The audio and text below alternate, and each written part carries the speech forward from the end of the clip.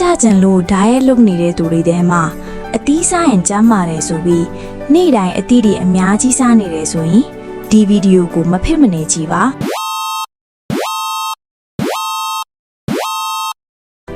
ဘာလို့လဲဆိုတော့အသီးတွေကအားလုံး healthy ဖြစ်ပေမဲ့ဝိကြကြံတဲ့သူတွေအတွက်တော့အချို့အသီးတွေကဝိမကျစေပဲ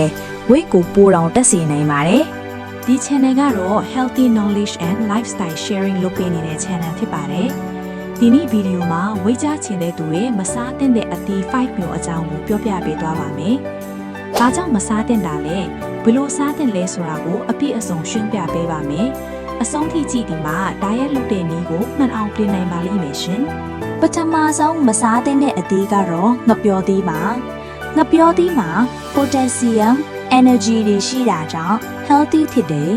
ဒါပေမဲ့ sugar content အရမ်းမြင့်တယ်အထူးသဖြင့် ripe banana မြက်ပြီးသားငပျော်သီးတစ်လုံးမှာတော့ calories များတယ်ဒါကြောင့်ဝိတ်ကျချင်တဲ့သူတွေကညဘက်စားမိရင် fat storage ပိုတက်စေနိုင်ပါတယ်စားချင်ရင် morning workout လုပ်ပြီးမှစားပါဒုတိယတစ်ခုကတော့စပစ်သီး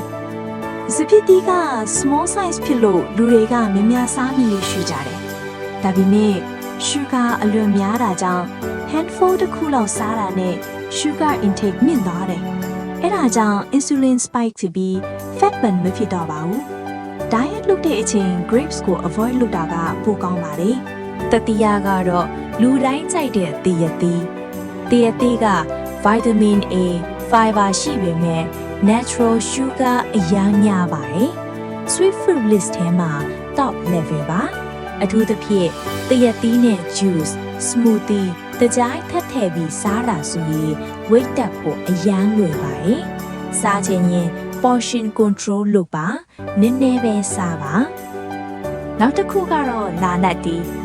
လူတွေက fat burn လုပ်ပေးတယ်လို့ထင်ကြတယ်ဒါပေမဲ့ sugar plus acidity မြင့်တယ်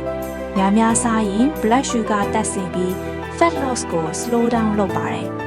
empty stomach ဖြစ်နေချိန်မစားပါနဲ့ diet လုပ်ချိန်မှာ minimize လုပ်ပါနောက်ဆုံးတစ်ခုကတော့ဖရဲသီးက water content များတယ် refreshing ဖြစ်တယ်ဒါပေမဲ့ glycemic index မြင့်တယ် sugar မြန်တက်စေတယ်အဲ့ဒါကြောင့် fat burning process ကိုထိခိုက်စေတယ် portion နည်းနည်းပဲစားပါ night time တွေမှာမစားပါနဲ့အခုဆိုရင်ဝိတ်ကြကျင်တဲ့သူတွေမစားသင့်တဲ့အသီး5မျိုးဟာငပျော်သီးစပစ်သီးတရက်သီးနားနတ်သီးဖရဲသီးဖြစ်တယ်ဆိုတာကိုသိကြပြီဆိုတော့ဒါတွေကိုလုံးဝမစားရဘူးဆိုတာမဟုတ်ပဲ portion control plus timing ကအရေးကြီးပါတယ်ဝိတ်ကြချင်ရင်အသီးစားတာတောင်မှမှန်စားမှအကျိုးရှိပါတယ်ဒီလို healthy knowledge video တွေကိုဆက်လက်ကြည့်ချင်ကျမတို့ရဲ့ channel လေးကို like and subscribe လုပ်ထားပါနောက်ဗီဒီယိုမှာဝိတ်ကြဖို့အတွက်စားသင့်တဲ့အသီးခါးမျိုးကိုဆက်လက်တင်ပေးပါမယ်အဆုံးထိကြည့်ရှုပေးခဲ့ကြတဲ့အတွက်ကျေးဇူးအများကြီးတင်ပါတယ်ရှင်ကျန်းမာရေးကောင်းမွန်စွာနေထိုင်နိုင်ကြပါစေ